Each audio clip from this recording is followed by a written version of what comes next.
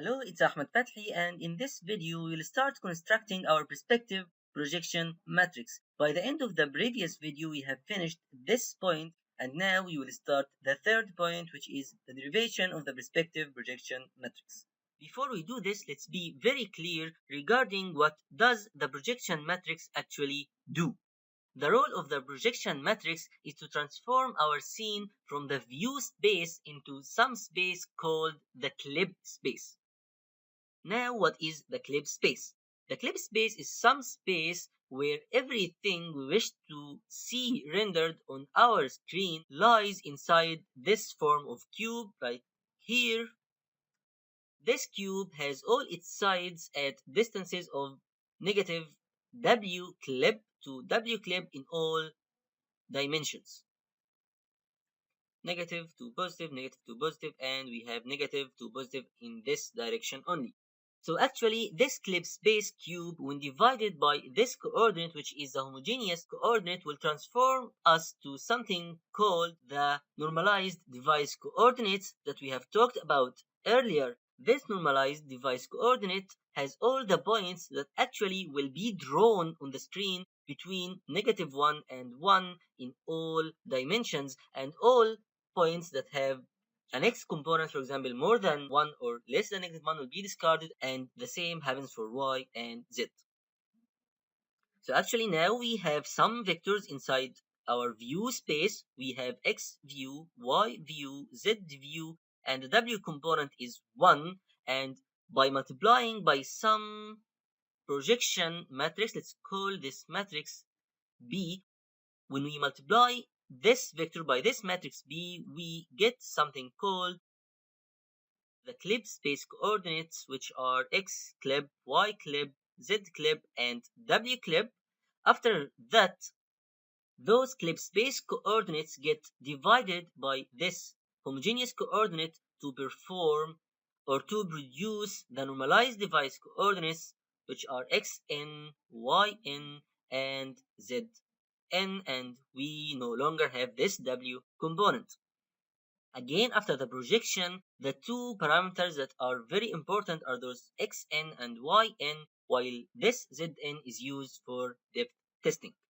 Now, why is this called the clip space? It's called the clip space because we actually test the x, y, and z components inside this clip space and see if they are larger than WC or smaller than negative WC in all dimensions. And if they are larger than WC or smaller than negative WC, they get discarded.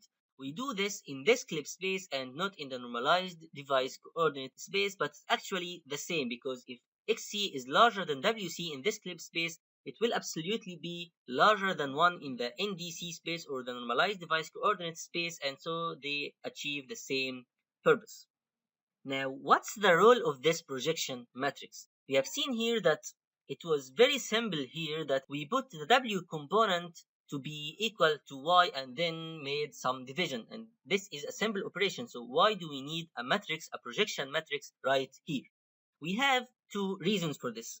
The first reason is that here inside this configuration, we discarded the y component entirely. We did not keep the y component for y testing inside this space. While in the actual projection matrix we wish to construct in our space, we wish to have some valuable meaning to this ZC in order to perform Z testing, in order to perform the final colors of our pixel. So this is one difference that makes the operation quite more complicated than this one.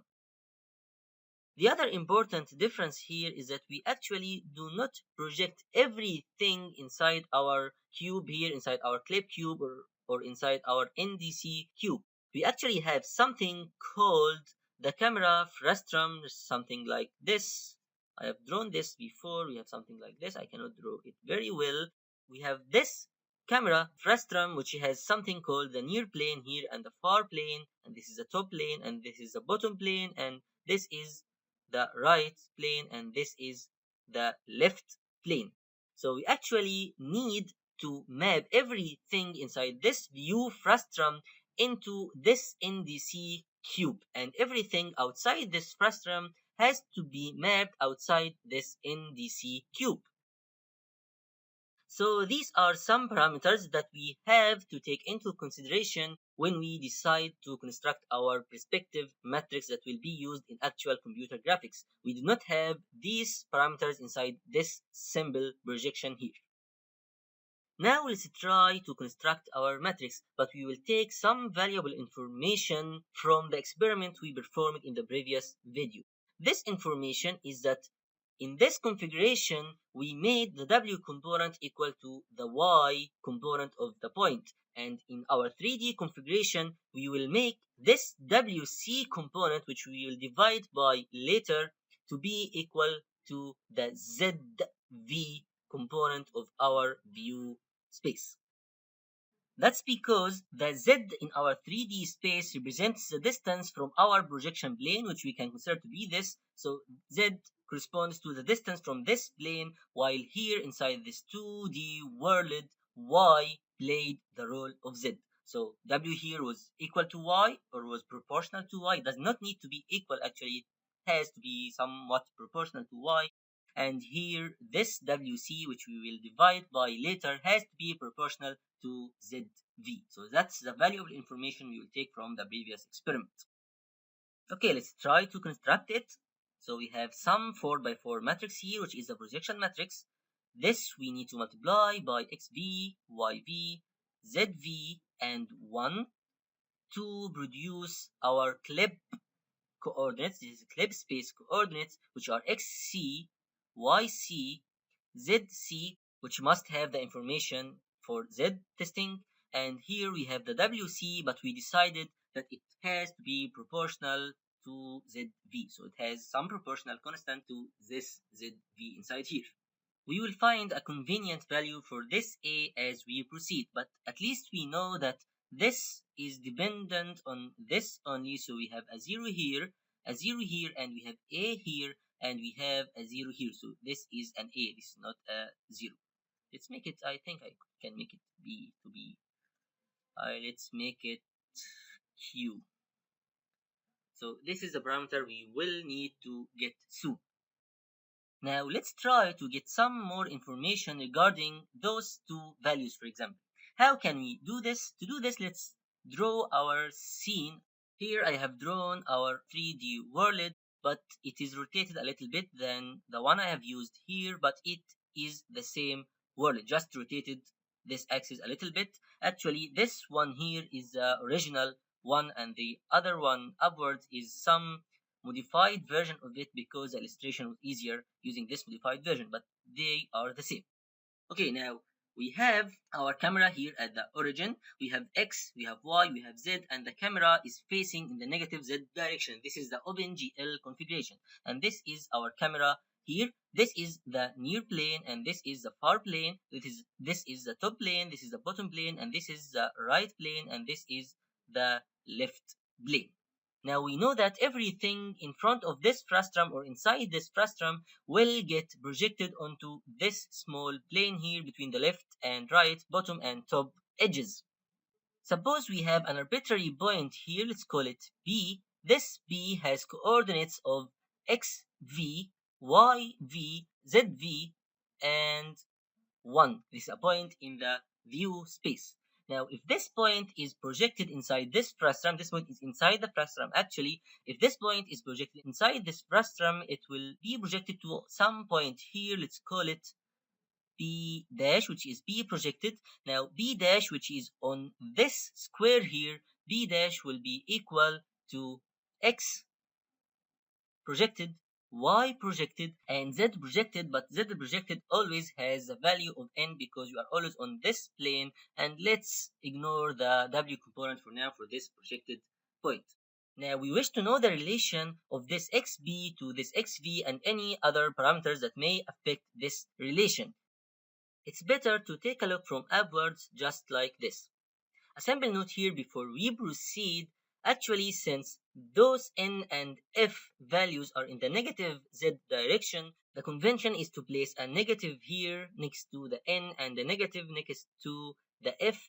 That's because the functions that are generally used in this perspective projection inside the code generally expect a positive value for the near and the far planes. They expect the absolute value, just like this. So they only take this absolute value inside the functions, and so we need to treat those values as positive values inside our derivation of the projection matrix. So actually this is negative n, to be more accurate. Now if you look at this from upside like this, we will see something like this. This is the z-axis and this is actually the x-axis. So we have this positive z and this is negative z, and this is positive x and this is negative x, and we'll actually see something like this here, and this and this and this. So that's what actually we see when we do this projection. This is the left, this is right, and this is negative f and this is negative n right here. Now we have this point here, which is the B point, and the B dash point is actually on this line here. It is the intersection between this line and this near plane. So this is B dash. Okay, now B dash is xp, yp, and negative n in the z component, and this B is xv, yv, and zv. Now how to get the value of xp given this configuration? We actually see that this length is xp, so this length here is xp, while this length here is xv.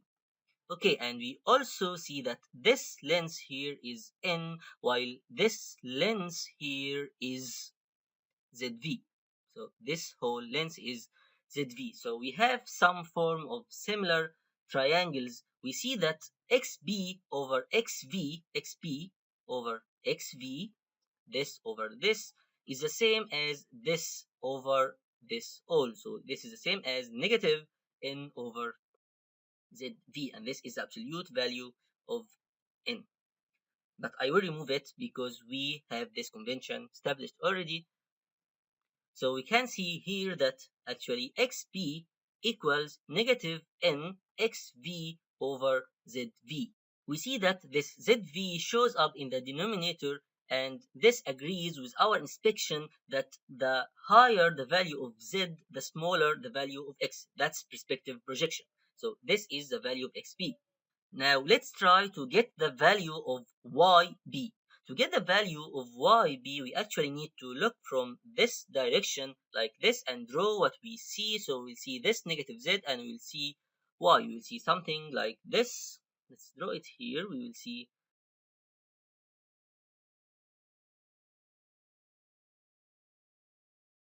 and we'll see something like this. So this is the bottom, this is the top, and we'll see something like this again. And again, this is our xp, or this is our p, and if we draw this line like this again from this p to the, let's say that p is right here. So this is b and this is b dash right here, which is again x b y b and z b. We cannot get the value of xb from here, but we actually got the value of xb from the other projection. But in this projection, we can get the value of yb. We see that this value is yb, while this value is yv, and again this is negative n and this is zv. So this point p here is xv, yv, and zv. So again, from those two similar triangles, we see that yp over yv equals negative n over this whole, which is zv. So we can find here that yb equals negative n yv over zv, which is very similar to this, and it is also inversely proportional to this zv because we are doing respective projection. So now we have yp and we have xp. Now, since we got those two, which are the most important quantities, we now can decide the value of Q, which will be multiplied by this ZV, in order to get the WC component. This is WC. From these two equations, we see that we can choose this Q to be 1 or to be -1 or to be -1 over n, because -1 over n in the denominator will get -n upwards and so on. So we can actually choose anything of those, but the convention here is to choose this constant to be -1 here. So this is the convention, but we can choose anything else, but I'm trying to follow the convention, and here we have something like this. So actually we choose this Q to be -1. So we come here and we say that WC equals negative ZV, and here this Q is actually -1. Now, from these two equations, can we decide these parameters here? Actually not. These parameters try to relate the xv to the xc, or the view coordinates to the clip space coordinates, while these are the projected coordinates. They are actually not clip coordinates, and they are also actually not normalized device coordinates. They are some sort of intermediate coordinates. So if you want to get those closer to the clip coordinates, we actually can change them or can transform them into the normalized device coordinates easily. Because now if we have something like this, let's say that this is our projection plane, this is, for example, left, this is right, and this is bottom, and this is top, and we have this projection here. We have this projected point here, which is xp and yp, and let's ignore the zp for now, and we wish to transform this to be another square between -1 and 1 here and here. We can do this by simple interpolation actually. So we can say that this point will be transformed to another point here. Let's call it xn and yn. This is the normalized device coordinates. We can see that xb minus l over r minus l, so this over r minus l, will equal xn minus -1, which is n plus 1 over 1 minus -1 over 2. So we have some relation between xn and xp. Let's get it better. So we have xn equals 2 multiplied by xp minus l over r minus l minus 1. So let's get it better to be 2xp minus 2l over r minus l, here r minus l, and also minus 1 again. So we can transform this 1 to be r minus l over r minus l, and we can see that this can be something like this, and this can be that xn equals 2xp